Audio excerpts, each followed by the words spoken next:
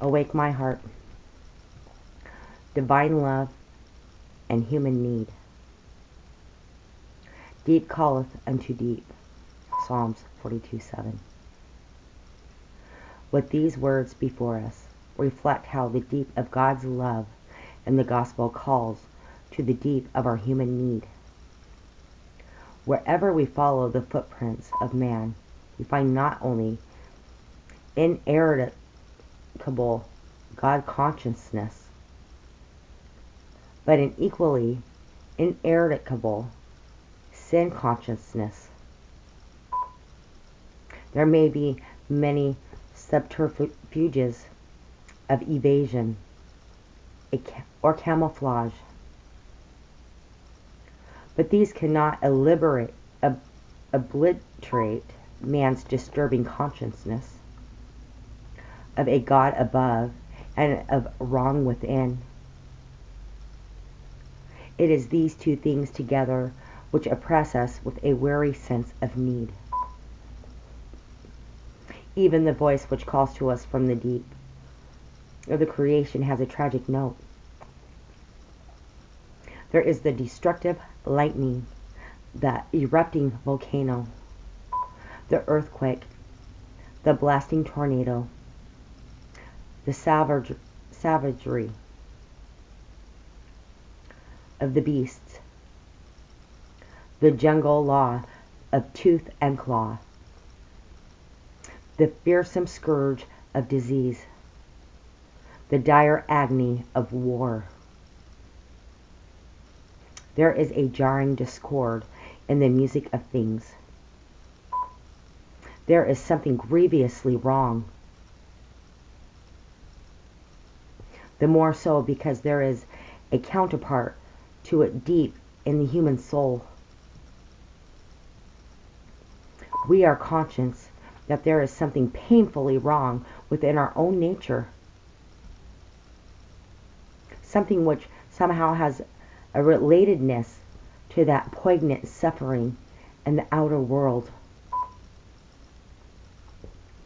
Thus we have a deep sense of wrong, of sin, of mystery, of fear, of need, and we cry out for God. Cry out for Him in the pathetic well of Job. Oh, that I knew where I might find Him. The testimony of Scripture confirms and explains this witness of nature. The present groanings of the creation are the result of sin, a rebel movement which existed in God's universe even before the appearance of man, a moral corruption injected by satanic guile into the bloodstream of the human race. Way back in Eden, we human beings now find the excruciating contradiction within ourselves of wanting to escape God, yet at the same time desperately needing to find Him. Conscious of inward estrangement from Him.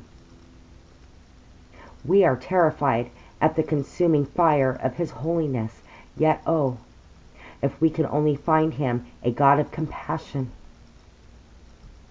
Is there none can tell us? Yes, there is one who comes to tell us. His name is Jesus.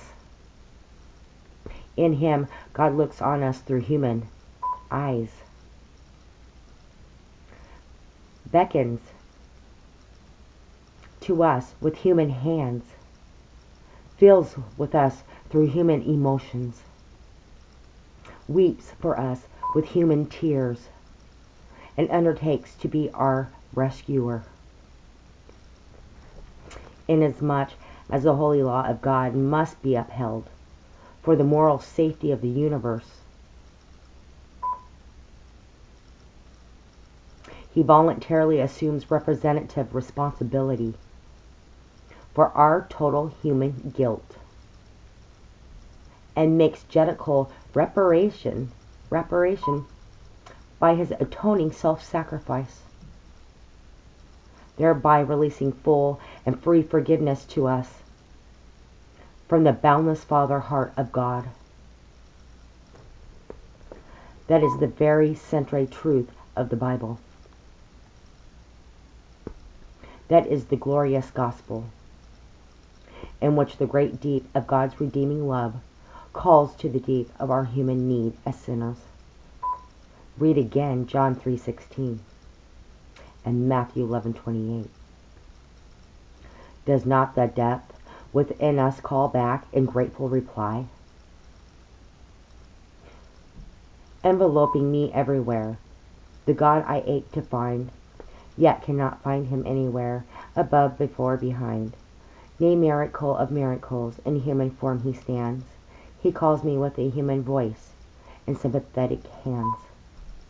And Jesus, the Eternal One, has come from heaven above to answer all my aching cry with everlasting love.